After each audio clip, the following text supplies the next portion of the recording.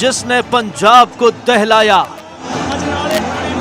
देश का सबसे बड़ा दुश्मन होगा एक्सपोज्ड।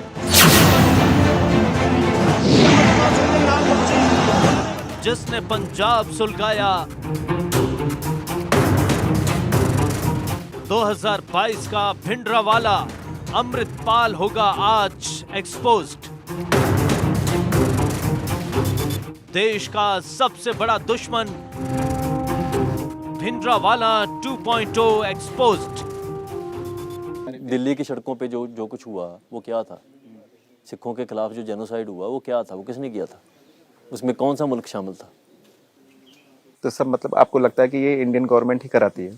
एजेंसीज ही कराती हैं, और कौन कराएगा? क्यों कराएंगे एजेंसीज? क्योंकि वो सिखों को खत्म करके सिखों को नहीं बर्दाश्त करते। कनाडा से पंजाब तक एक एक खालिस्तानी साजिश होगी एक्सपोज्ड।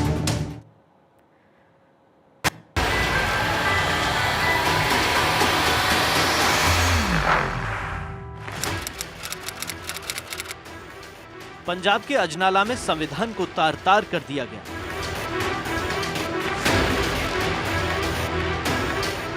अपने एक साथी को छुड़ाने के लिए पुलिस पर लाठियों डंडों से वार किया गया। खाकी को शर्मसार किया गया।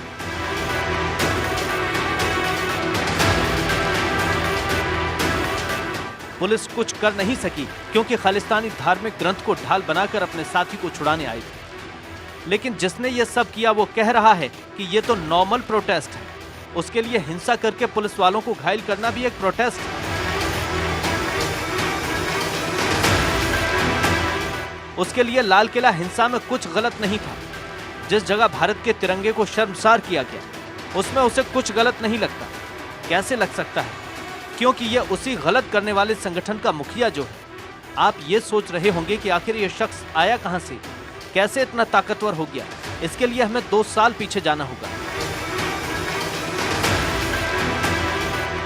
तब जब किसान आंदोलन में खालिस्तानी साजिश की बातें हो रही थी, तब जब खालिस्तानियों ने लाल किले पर एक धार्मिक झंडा लगा दिया था। उस हिंसा में शामिल था पंजाबी सिंगर दीप सिद्धू, जिसकी कुछ समय बाद एक एक्सीडेंट में मौत हो गई।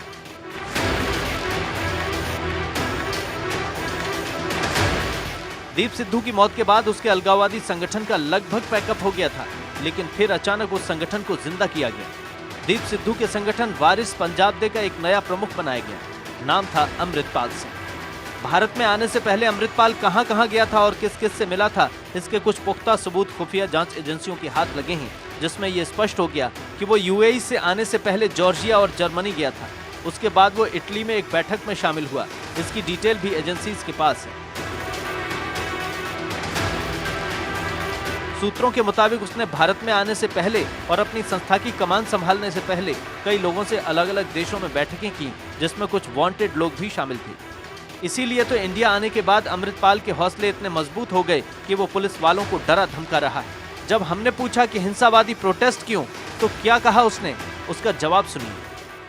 पूरे देश में पंजाब में फिर से एक चर्चा का विषय बना हुआ है कि अमृतपाल कौन है, और अमृतपाल इस समय अमृतसर में हमारे साथ हैं। आइए हम उनसे बात करते हैं। अमृतपाल जी, एक बार आप पूरे देश में देखा जाए तो इस समय चर्चा में हैं। आप दुबई में थे। दुबई से अमृतसर तक का ये सफर कैसा था और किस तरीके से आप दुबई से अमृतसर आए? देखें, पहले तो मैं दुबई गया था 2012 में।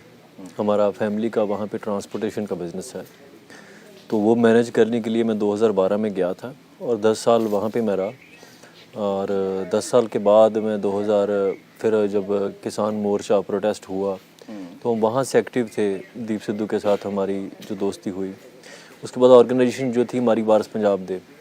दीप सिद्धू के जाने के बाद इन सब लोगों ने एक सहमति जताई और मेरा नाम सामने लेके आए।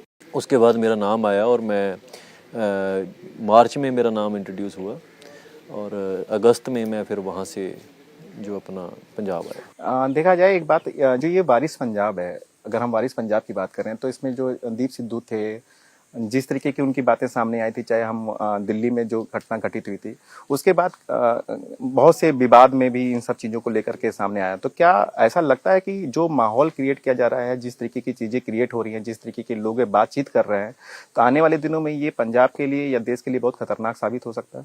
नहीं, ऐसी नहीं है। एक मीडिया का एक अलग परसेप्शन होता है चीज़ों को लेके। आप यहाँ पे आए हैं, सब कुछ नॉर्मल है, जी। और ये पंजाब की जब बात चलती है तो मीडिया को स्टीरियोटाइप नहीं करना चाहिए। देखें, पंजाब ने पहले भी सफ़र किया है, उसमें बहुत बड़ा रोल मीडिया ने अदा किया है। सो हमें ये चीज़ अंडरस्टैंड करनी चाहिए कि जो कुछ सिचुएशन पंजाब में हो रही है उसका सल्यूशन निकालने की तरफ बढ़ना पड़ेगा।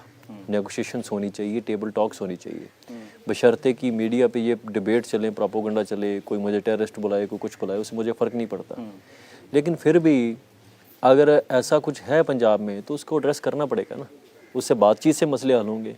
तो मेरे ख्याल से आज सिचुएशन है कि हम डायलॉग के युग में जी रहे हैं, डायलॉग से बहुत बड़े मसले हल हुए हैं, हो रहे हैं।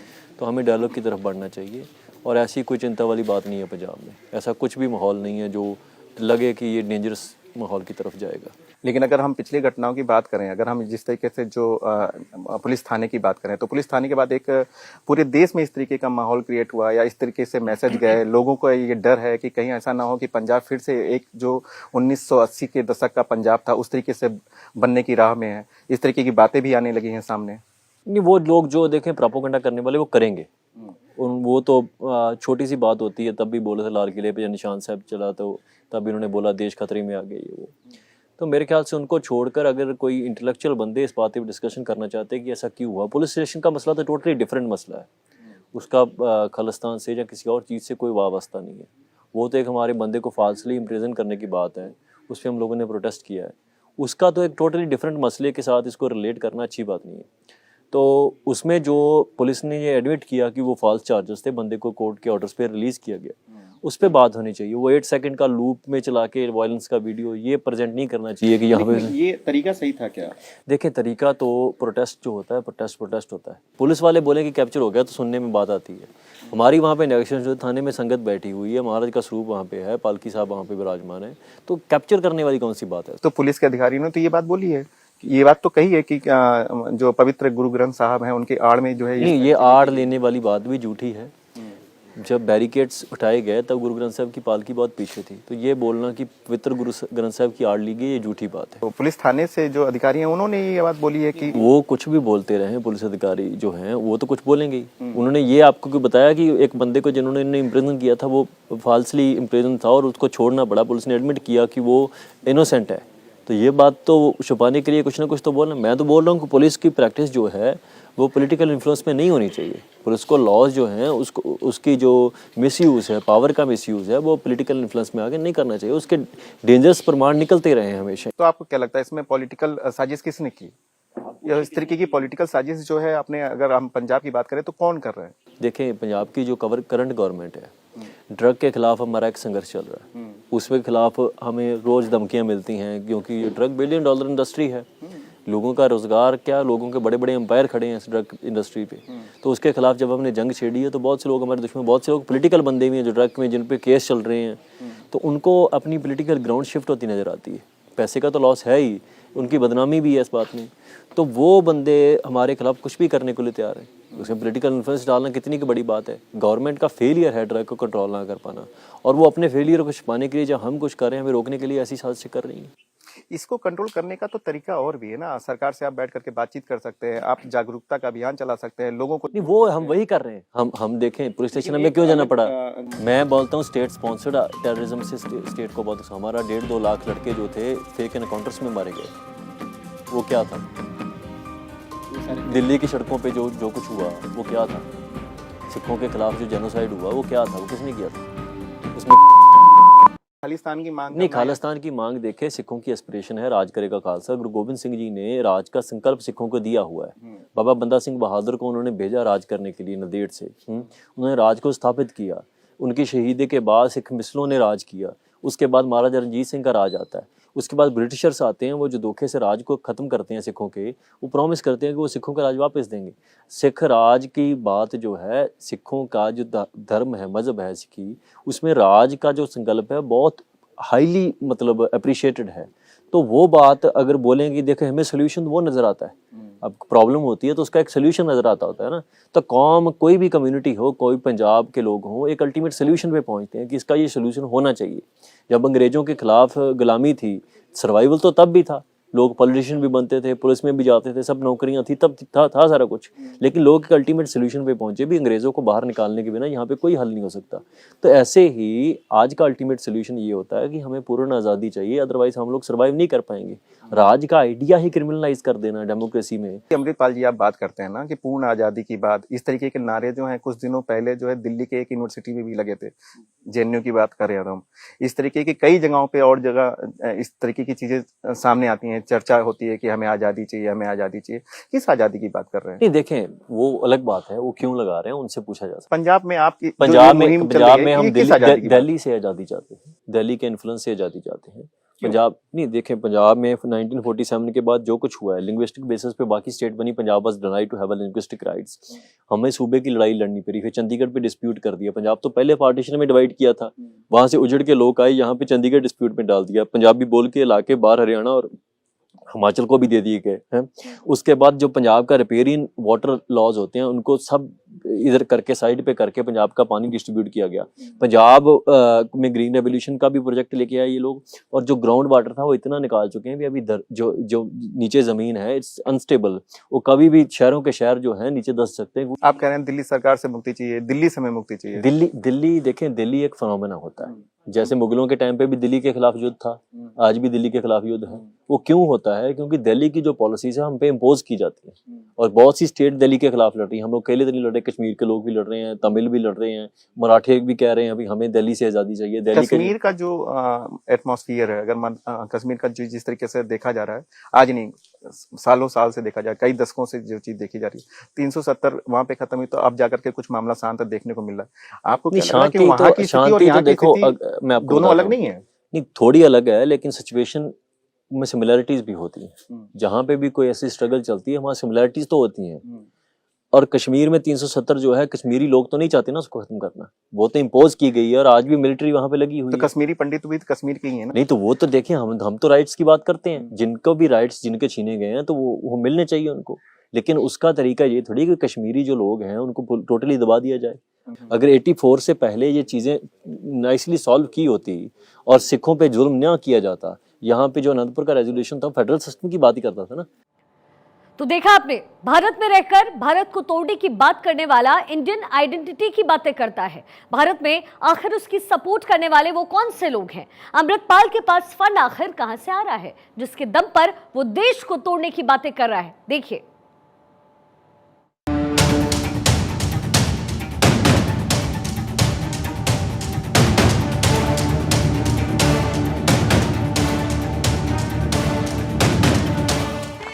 जेएनयू के टुकड़े टुकड़े गैंग के बाद अमृतपाल भी देश से पंजाब को अलग करना चाहता है। इसे भी भारतीय आइडेंटिटी से नफरत है। जिस देश के पासपोर्ट पर यह विदेश में व्यापार करता है, उसी देश की आइडेंटिटी पर सवाल करता है। इसे हिंदुओं से अलग दिखने के लिए देश का बंटवारा चाहिए। जिस देश में बौद्ध, जैन, मुस्लिम, पारसी कभी धार्मिक नाम पर बंटवारा नहीं चाहते, उस देश में इसे धर्म के नाम पर बंटवारा चाहिए। तो सोचिए इसकी मंशा क्या है। खुफिया जांच एजेंसियां एवं पंजाब पुलिस अमृतपाल सिंह की गतिविधियों को प्रचारित करने वाले अलग अलग सोशल मीडिया अकाउंट्स की भी जांच कर रही है। सूत्रों के मुताबिक जांच में सामने आया है कि सोशल मीडिया अकाउंट्स में से ज्यादातर पाकिस्तान और अन्य देशों से संचालित हो रहे हैं। इनमें से कुछ फेक भी हैं। ये पाकिस्तान के अलावा कनाडा, अमेरिका, ऑस्ट्रेलिया, इटली और जर्मनी से चल रहे हैं। इसीलिए तो ये इतनी बड़ी आइडेंटिटी की बातें कर रहा है। Bureau report, Bharat 24। इस तरीके से अलग देश की बात कर लेना, भारत के संविधान को ना मानना, क्योंकि आपने शायद अपने आप को भारतीय आप नहीं समझते हैं, आप अपने आप को नहीं, वो आइडेंटिटीज की बात देखें, टोटली आप अगर रॉन्ग परसेप्शन में लेंगे तो अलग बात है। मैं बोलता हूं कि इंडियन आइडेंटिटी जो है वो एक आइडेंटिटी थी जो अंग्रेजों ने इंट्रोड्यूस की थी कॉलोनी के रूप में, इंडियन बीइंग अ शब्द इंडियन, ठीक है। क्या हम लोग डिस्कशन नहीं कर सकते भी कॉन्स्टिट्यूशन की करंट पोजीशन? बिल्कुल कर सकते हैं, कानून में संशोधन लगातार जो है केंद्र सरकार लगा वही ना, हम लोग कब से मांग रहे हैं अभी सिखों को संशोधन करके ये डिक्लेयर किया जाए कि सिख हिंदुओं का अंग नहीं है, सिख अलग रिलीजन है, टोटली इंडिपेंडेंट रिलीजन है, इसमें किसी का इन्फ्लुएंस नहीं है, इस्लाम का ना हिंदू का। गुरबाणी कहती है ना हम हिंदू ना मुसलमान, गुरु साहब आप खुद बोलते हैं। तो फिर इसमें जो धारा 125B है उसके तहत संशोधन करके क्यों नहीं किया जाता? बाकी चीजें शोध कर दी जाती हैं जब उनको जरूरत पड़ती है। वही प्रॉब्लम है, बीइंग अ मिनॉरिटी हमारा पार्लियामेंट में इन्फ्लुएंस नहीं पड़ सकता, क्योंकि हमारे पंजाब के टोटल 13 MP है, 550 MP, वहाँ पे कोई भी कॉन्स्टिट्यूशन। तो इसका क्या सोल्यूशन है कि खालिस्तान बन जाए? इसका हम आप सोल्यूशन बेटर मुझे बताएं क्या सोल्यूशन? नहीं, आप बताइए ना, इसका क्या मूवमेंट? नहीं, इसका मूवमेंट ये है कि आइडिया ऑफ खालिस्तान तो देखो डेमोक्रेटिक वैल्यू से भी जाता है। अभी सिमरनजीत सिंह मान MP हैं लोकसभा के, संगरूर से, वो खालिस्तान की बात करते हैं, MP बने हैं। तो अगर लोगों ने मैंडेट दिया है तो उसमें गलत क्या है? पंजाब के मुख्यमंत्री जी कहते हैं कि सिर्फ 1000 आदमी के साथ जो है अगर आप हैं तो इसका ये मतलब नहीं कि ये पूरे पंजाब की मानना है या पूरा पंजाब आपके साथ है, और इसके लिए जो है फंडिंग है वो विदेशों और पाकिस्तानों से हो रही है। उसका भी कोई प्रूफ तो देना पड़ेगा ना किसी को। पाकिस्तान किसको फंडिंग करेगा? पाकिस्तान की खुद की हालत क्या है इकोनॉमिकली? आप पॉलिटिकल सिस्टम, ये पंजाब के लोग बोलते हैं सारा कोई नॉर्मल है, 1000 बंदे हैं, 1500 बंदे हैं, 2000 बंदे, ऐसा नहीं होता। लेकिन आपके ऊपर तो आरोप लगा, आपके जो आरोप लगाने वाले हैं, चाहे हम वित्त मंत्री की बात करें तो उन्होंने भी आरोप लगाया, चीमा जी ने, उन्होंने भी कहा कि लोगों को भड़काने का प्रयास करते हैं, भड़का रहे हैं, और इनके ऊपर जो है कार्रवाई होनी चाहिए, क्योंकि भड़का करके देश तोड़ने का काम करने की कोशिश कर। देश को तोड़ना ना तोड़ना तो एक अलग बात है, लोगों को कैसे कोई भड़का सकता है? लोगों में भड़काहट तब पैदा होगी जब देर कोई चीज होगी। बिना आग के धुआं हो सकता है? ये बिना बेवजह इल्जाम लगा देने। जो लीगल वेपन्स हैं, हम ड्रग कार्टेल के खिलाफ लड़ रहे हैं, तो कौन प्रोटेक्ट करेगा हमें? इसकी सुरक्षा तो आप राज्य सरकार से मांग सकते हैं। नहीं, हम राज्य सरकार से क्यों सुरक्षा लें? जब हम एंटी एस्टेब्लिशमेंट हैं तो हम ऐसे तो हिपोक्रेट नहीं हो सकते ना, भी उसी गवर्नमेंट के खिलाफ बोलेंगे, उससे प्रोटेक्शन ले लेंगे, ऐसा नहीं होता। देश के गृह मंत्री को खालिस्तान पर धमकी देता है, खालिस्तान को जायज कहता है, देश को वापस उसी आग में धकेलना चाहता है जिस आग से देश की यशस्वी प्रधानमंत्री इंदिरा गांधी शहीद हो गई। पंजाब का होनहार मुख्यमंत्री शहीद हो गया, कितने ही लोगों की दंगों में जान चली गई।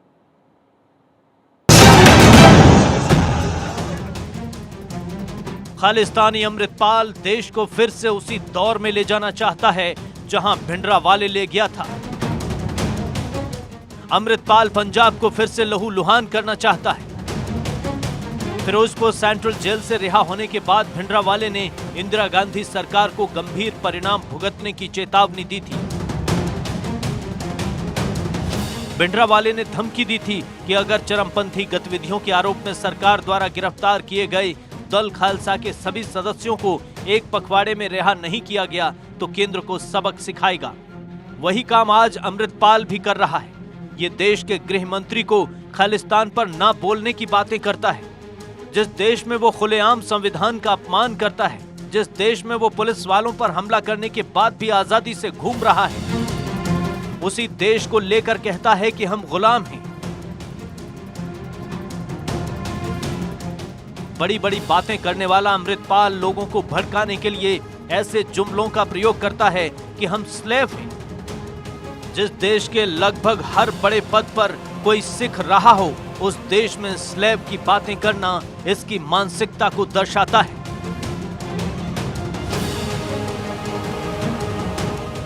काफी चर्चा में है आजकल आप देश में, अभी कहते हैं देश के गृह मंत्री के लिए भी आपने बोला कि अगर जिस तरीके का माहौल क्रिएट हो रहा है, अगर इस तरीके का माहौल क्रिएट होगा तो आने वाले दिनों में जो है इंदिरा गांधी जैसा हाल होगा। नहीं, ये फिर मिसकोटेशन जो होता है ना, मीडिया क्या करता है। गृह मंत्री ने कहा कि हम खालिस्तान की मूवमेंट को कुचल देंगे, पर नहीं देंगे। तो ये उनको कहना है, क्योंकि हमारे देश के गृह मंत्री अगर हमारे देश में टुकड़े हो रहे होंगे।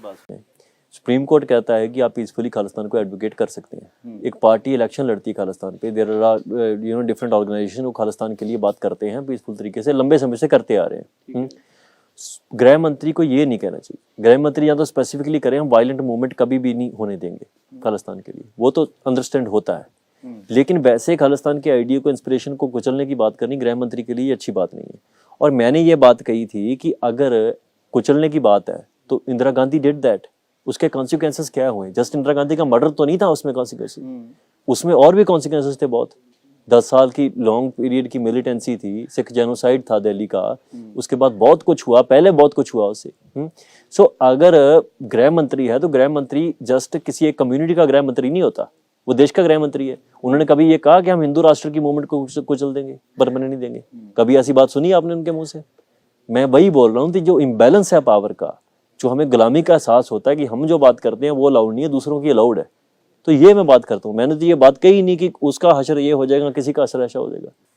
एक देश दुनिया पूरी घूम करके आकर के अमृतसर में अमृतपाल बन जाना, आपने पूरी दुनिया देखी है, दुबई में आप रहे हैं, 10 साल वहां पे आपने जॉब की है, आपको लगता है कि आप आज गुलाम हैं?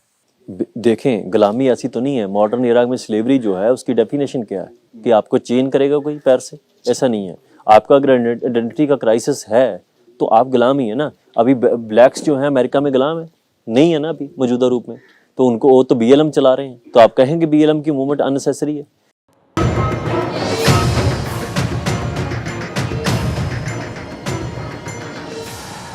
जिस देश का पीएम एक सिख रहा हो, जिस देश का राष्ट्रपति एक सिख रहा हो, जिस देश का जनरल एक सिख रहा हो, उस देश में सिखों को सेकंड क्लास कहना देश के सिख समाज का अपमान है। खालिस्तानी अमृतपाल देश में आग लगाने के लिए ऐसी ऐसी बातें करता है जिनका कोई सिर पैर नहीं है। राजीव गांधी के हत्यारे इसके लिए महापुरुष हैं और देश के PM CM रहे लोग सेकंड क्लास सिटीजन। जिस देश का संविधान धर्मनिरपेक्ष हो, जिस देश का संविधान बाबा साहब डॉक्टर भीमराव अंबेडकर की रात दिन की मेहनत से बना हो, उस देश के संविधान को मानने से इनकार करता है अमृतपाल सिंह और बिना सिर पैर की बात करता है कि संविधान में सिखों ने हस्ताक्षर नहीं किए, कि भारत का संविधान हिंदू मुस्लिम सिख की तर्ज पर नहीं बना है। जो सिखों ने हस्ताक्षर करने थे ये सबके लिए बना है, हिंदुस्तान के लिए बना है, ये भारत के आम जन के अधिकारों के लिए बना है। आपको क्या लगता है क्या क्या दिक्कतें हैं? अगर दिक्कतें सभी दिक्कतें हैं। सिखों को अभी इस देश में सेकंड क्लास सिटीजन की तरह ट्रीट किया जाता है। हम लोग, आप देखें, कॉन्स्टिट्यूशन कुछ कहे ना कहे, लेकिन जो इम्प्लीमेंटेशन है हर चीज़ों की वो होती है। दूसरे बंदे राजीव गांधी के मर्डर से छोड़ दिए गए, सिख बंदी सिंह की सज़ा पूरी कर ली, 32-33 साल हो गए जेल में, जो बनता ही नहीं है किसी लॉ के अधीन, वो अभी भी जेल में है। उनके लिए हमें प्रोटेस्ट करने पड़ते हैं। बेअदबी होती है, बेअदबी करने वालों को छोड़ दिया जाता है। आपको क्या लगता है गुरुवाद और अलगाववाद के लिए क्या हमारे देश में जगह है? क्या देश इस दंश को झेल पाएगा? नहीं, हम लोग नहीं चाहते ऐसा कुछ हो और ना ऐसा होना चाहिए। ये किसी भी, ये देश की बात नहीं होती, ये वैसे ही ह्यूमैनिटी के लिए। लेकिन क्या इस देश को, किसी कम्युनिटी को इतना सप्रेस करना चाहिए कि वो इस रास्ते पे तुरे? नहीं करना चाहिए। किसी भी सरकार को, किसी भी देश को, किसी भी स्टेट को किसी कम्युनिटी की आइडेंटिटी के साथ इतना खिलवाड़ नहीं करना चाहिए कि उनको पास ऑप्शन ही ये रह जाए।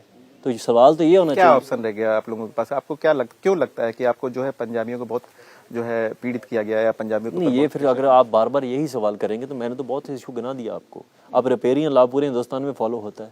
रिपेरियन लॉ की तरफ से चाइना से हम लोग पानी लेते हैं, पाकिस्तान को देते हैं, तो पंजाब में रिपेरियन लॉ क्यों तोड़ा जाता है? क्यों पंजाब को, जो पंजाबी बोल के लिंग्विस्टिक बेसिस पे पंजाब नहीं बनाया गया था 1947 के बाद, जब बाकी स्टेट्स बनी हैं, फिर पंजाब को क्यों डिनाई किया गया? आनंदपुर का रेजोल्यूशन फेडरलिज्म की बात करता है, क्यों फेडरल स्ट्रक्चर नहीं लागू किया जाता था? क्यों मतलब जो है पावर को रोज सेंट्रलाइज किया जाता है? क्यों सिखों की जो इलेक्शंस हैं श्रोमणी कमेटी की, उसको होल्ड करने का राइट दूसरी कम्युनिटीज़ के पास क्यों हो? सुप्रीम कोर्ट उसमें क्यों इन्वॉल्व हो? कोई भी उसमें क्यों इन्वॉल्व हो? सिखों की इलेक्शंस हैं, सिखों का बोर्ड बनाना है, सिखों ने गुरुद्वारे कैसे मैनेज करने हैं, सिखों का मसला है। लेकिन उसमें अगर डिसीजन लेंगे तो सब MP मिलके लेंगे कि इसको कराना है कि नहीं कराना है। तो हर जगह हो रहा है, जितने भी मंदिर है, अगर आप देखो, अगर हम बाबा महाकाल की बात करें या कितने भी हिंदू धर्म के मंदिर है, वो भी अब तो सरकार उसमें भी नहीं, वो नहीं होना चाहिए ना। अगर उनको एक्सेप्ट, देखो मेजोरिटी की गवर्नमेंट है, वो प्रो मेजोरिटी काम करेगी, वो अपना सारा कुछ उनको देने के लिए रेडी नहीं, क्योंकि गवर्नमेंट उनको फेवर करती है। इसका मतलब ये थोड़ी कि हम दे दें। हमारा बीइंग अ मिनोरिटी, हमें अपनी चीजें सिक्योर करनी पड़ती हैं। तो मतलब आप पूरी तरीके से संविधान को नहीं मानते हैं? भारतीय ये संविधान पूरे तरीके से संविधान हमको मानता है। ये सवाल ये कर गया आप, संविधान ने सिखों की संविधान मानता? अगर आप सिखों पंजाब की में हैं आइडेंटिटी को और अभी- नहीं, सिखों की आइडेंटिटी को संविधान कहता है जो हिंदू की एक शाखा है, हिंदू एक पेड़ है और सिख ही उसकी शाखा है। तो ये हमारे साथ डिस्क्रिमिनेशन नहीं है। सिखों ने संविधान पे साइन ही नहीं किया था। आपको ये मालूम है, सिख रिप्रेजेंटेटिव्स ने संविधान पे साइन करने से मना कर दिया था। ये हिस्टोरिकल फैक्ट है। तो क्या हम पे इम्पोज नहीं, देश एक होना अलग बात है। देश को इम्पोज करके आप एक बना देंगे, वो अलग बात है। आप सोचो, आप युवा हो और इस समय अगर जो चर्चाएं चलती हैं, ठीक है, लोग कहते हैं कि जैसे अखंड भारत था, अखंड भारत जैसे जो बंटवारा हुआ था, चाहे पाकिस्तान या बांग्लादेश की बात करते हैं, तो लोग अखंड भारत का सपना देखते हैं कि एक बार फिर से जो भारत जो है नहीं, वो अखंड भारत और आप जो है और काटने की बात करते नहीं, हैं। बात काटने की नहीं होती। बात यह है कि अखंड भारत का सपना देखना, सब कौमों की आइडेंटिटी को डिसॉल्व करके एक आइडेंटिटी में बदल देना, उतना ही बड़ा क्राइम है। उससे बड़ा क्राइम है कि हम लोग अलग होने की बात करना।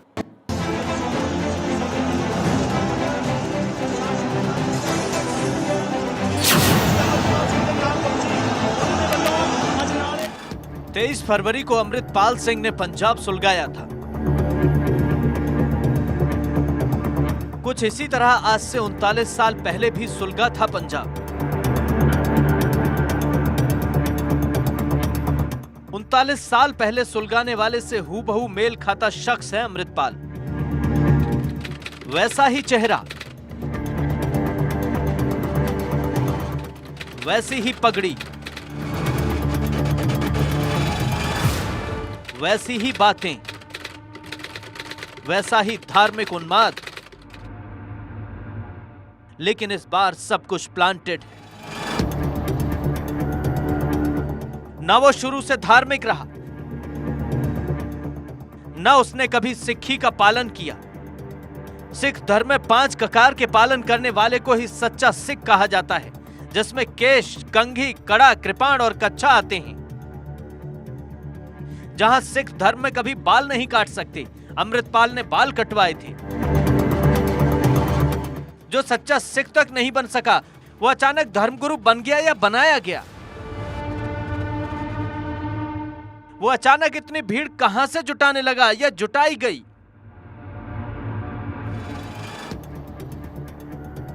अमृतपाल तो मोहरा है, असली खेल तो कोई और खेल रहा है।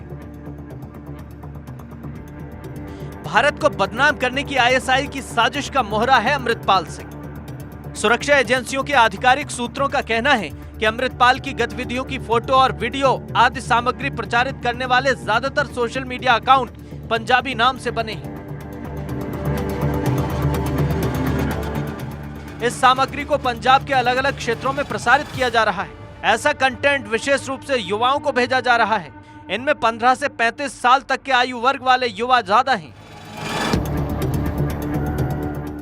अमृतपाल के खिलाफ अगर कोई सामग्री सोशल मीडिया पर डाली जाती है, उसे धमकाने और उस व्यक्ति के विरुद्ध प्रचार करने के लिए मैसेज डाले जाते हैं। ये अकाउंट भी विदेश से संचालित हो रहे हैं। इनमें ज्यादातर अकाउंट फेक हैं। भिंडरावाले को मानने वाला अमृतपाल सिंह जब पाकिस्तान वाले पंजाब की बात की जाए तो वो इंडियन बन गया। जो अमृतपाल कुछ समय पहले तक भारतीय संविधान और अपने आप को नागरिक कहने से मना कर रहा था, लेकिन सच कितना भी छिपाओ आखिर सामने आ ही जाता है। इसने भी कबूल कर ही लिया, चाहे भारत का नाम लेकर ही सही, कि उसे विदेशी मदद मिल रही है जो भारत विरोधी है। Bureau report, Bharat 24। चर्चा है कि फिर से एक बार पंजाब जो है 1980 के दशक का होने जा रहा है, क्योंकि लोगों को डर है। और ये भी लोग कह रहे हैं कि अमृतपाल जी जो है एक राह पर है, जो भिंडरावाला की राह पर है। हो सकता है आने वाले दिनों में ये भिंडरावाला बनना चाहते हैं। नहीं, ऐसी बातें कहने को तो बहुत कुछ लोग बोल सकते हैं। लोगों के मीडिया जो पोर्ट्रे करेगा वही होगा ना। तब भी मीडिया ने एक नेगेटिव इमेज बनाई थी संत भिंडरावाले की। अगर वो ना बनाते तो बहुत कुछ नहीं होता। तो आज देश को अगर उस राह पे जाने की बात है, क्या आज वो गोल्डन टेम्पल पे अटैक प्लान कर रहे हैं? Are they planning to attack Golden Temple? और बाकी गुरुद्वारों पे अगर कर रहे हैं तो फिर तो आप सोचें कि ये उस जाने पे राह पे है। अगर नहीं है तो पीसफुल सब काम चलने दें। फिर नशे के खिलाफ जो मूवमेंट है उसको क्यों रोका जा रहा है? कुछ लोगों का ये भी कहना है अमृतपाल जी कि जिस समय बंटवारा हुआ था तो उसमें पंजाब का एक बहुत बड़ा हिस्सा जो है वो तो पाकिस्तान में चला गया। तो क्यों नहीं जो अमृतपाल जी हैं वो पाकिस्तान में एक मूवमेंट चलाते हैं कि नहीं, मैं अभी इस मुल्क में रहता हूँ तो लाजिम सी बात है मैं यहाँ तो इस मुल्क को तो आप अपना समझते नहीं है। नहीं, वो तो बॉर्डर तो है ना। अभी मैं समझूं ना समझूं, बॉर्डर तो बने हुए हैं ना। तो मैं तो उधर भी कहता हूँ उनके लोग भी गुलाम है, पंजाब के लोग। पंजाबियों के लिए मूवमेंट चलनी चाहिए सब जगह पे। पंजाब की आज़ादी की बात होनी चाहिए, पाकिस्तान में भी होनी चाहिए। बहुत सी चीजें वायरल हो रही हैं। जैसे एक बुजुर्ग का एक वीडियो वायरल हुआ, उसमें उन्होंने कहा कि जिस तरीके का मनसा है अमृतपाल जी की, जिस तरीके का ये मूवमेंट या जिस तरीके से खालिस्तान की बात की जा रही है, ये कभी नहीं हो सकता। अगर ये ऐसा होगा तो मेरी लाश से गुजरना पड़ेगा। नहीं, वो तो 10 वीडियो मैं बनवा देता हूँ, जो बोलेंगे ऐसा होगा ही होगा, नहीं तो हमारी लाश होगी, ये बातें इररिलेवेंट है। मीडिया को ऐसी बातों, कोई बंदा क्या वीडियो बना रहा है इस बात पे डिस्कशन होनी चाहिए। मैं इंटेलेक्चुअल डिस्कशंस की बात कर रहा हूँ, मैं ऐसी बात नहीं कर रहा हूँ कोई बुजुर्ग क्या कर रहा है, कोई बंदा क्या कर रहा है। वो कोई बंदा बोल देगा कि अगर खालिस्तान नहीं बनेगा तो मेरी लाश से गुजरना पड़ेगा, तो फिर आप मान लेंगे उसकी बात। हज़ारों वीडियोस ऐसी भी आई हैं जिन्होंने बोला कि अगर ये नहीं बनता तो हम सर्वाइव नहीं कर पाते, और क्यों नहीं मान लेंगे। खालिस्तान बनाने के मूवमेंट में अगर साफ साफ पूछा जाए तो माने किसकी विदेशी ताकतों का माने कितना इसमें सहयोग है, क्योंकि ये हमेशा आरोप लगते हैं, चाहे हम पाकिस्तान की बात करें, कनाडा की बात करें। देखें, कनाडा, पाकिस्तान, जो भी आप बात करते हैं उसमें कोई एविडेंस तो आपको पेश करने होंगे ना। विदेशी ताकतें कौन हैं, कौन सी हैं? वैसे तो बलूचिस्तान में पाकिस्तान एलिगेट करता है कि इंडिया सपोर्ट करता है, इंडिया करता भी है बलूचिस्तान में सपोर्ट। ये तो आप कह रहे हो। नहीं तो इंडिया नहीं करता है। नहीं तो ये तो उसी तरीके का सवाल हो गया कि जिस मैं वही बोल, बांग्लादेश को इंडिया ने सपोर्ट किया था फ्रीडम में, क्यों किया था?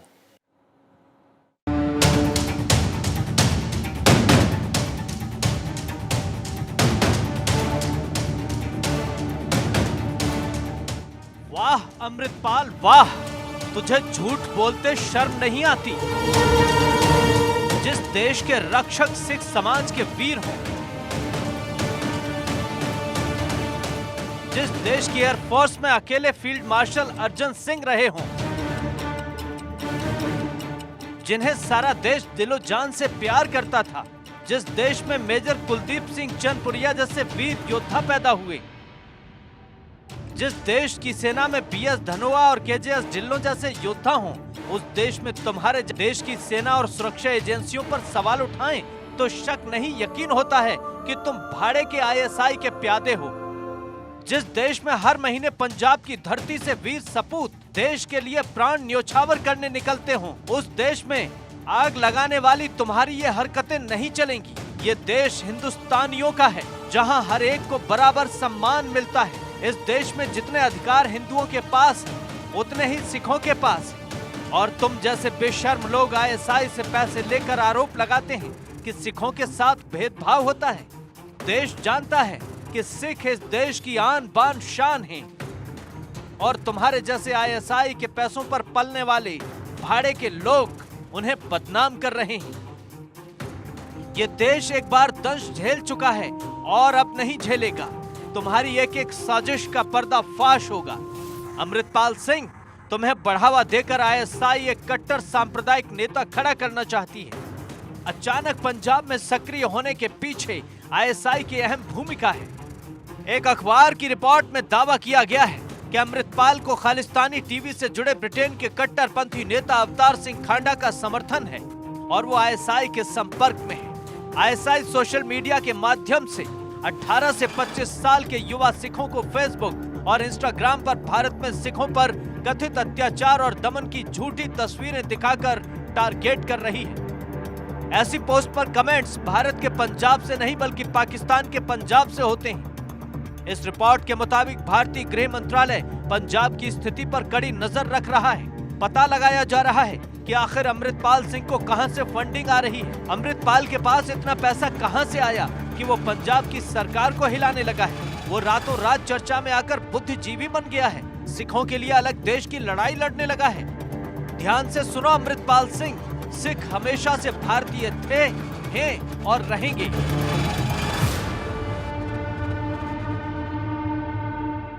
मैं बोलता हूँ स्टेट स्पॉन्सर्ड टेररिज्म से स्टेट को बहुत, हमारा 1.5-2 लाख लड़के जो थे फेक एनकाउंटर्स में मारे गए। वो क्या था? दिल्ली की सड़कों पे जो कुछ हुआ वो क्या था? सिखों के खिलाफ जो जेनोसाइड हुआ वो क्या था? वो किसने किया था? उसमें इसके आगे हम आपको सुना नहीं सकते। इसके आगे सुनाना देश हित में नहीं है। तो सब मतलब आपको लगता है कि ये इंडियन गवर्नमेंट ही कराती है? एजेंसी ही कराती है, और कौन कराएगा? क्यों कराएंगे एजेंसी? क्योंकि वो सिखों को खत्म करके सिखों। इसके आगे हम आपको सुना नहीं सकते। इसके आगे सुनाना देश हित में नहीं है। तो ये सिखों की ट्रीटमेंट थी कि सिखों के साथ डिस्क्रिमिनेशन होता है। अगर आप इसको नहीं मानते तो वो अलग बात है। नहीं, हमारे मानने न मानने से नहीं होता। एक समाज जिस समाज की बात आप करते हैं, जिस देश में आप रहते हैं, वहाँ का सरकार, वहाँ का संविधान, इन सब चीजों को मानना, जिस समाज के लिए आप बात कर रहे हैं उस समाज को आपके लिए एक्सेप्ट करना, आपको एक्सेप्ट करना, या समाज सरकार को एक्सेप्ट करती है, तो ये सारी चीजें तब मायने रखती है। लेकिन मेन मुद्दा ये है कि हम लोग ये जानने की कोशिश करते हैं कि 1980 के दशक में जिस तरीके से भिंडरावाले की के कारण जो माहौल क्रिएट हुआ, नहीं वो किस वो मैं कहता हूँ वो सारा माहौल इंदिरा गांधी, नहीं ऐसा क्यों बनेगा? तब गोल्डन टेम्पल पे अटैक ना करते तो कुछ ना होता। तो अब इनका इरादा है कुछ ऐसा करने का? नहीं, वो तो फिर जिस तरीके का उस समय माहौल बना, नहीं माहौल तो बनाया जाता है ना, मीडिया भी माहौल बनाने में बहुत बड़ा रोल अदा करता है।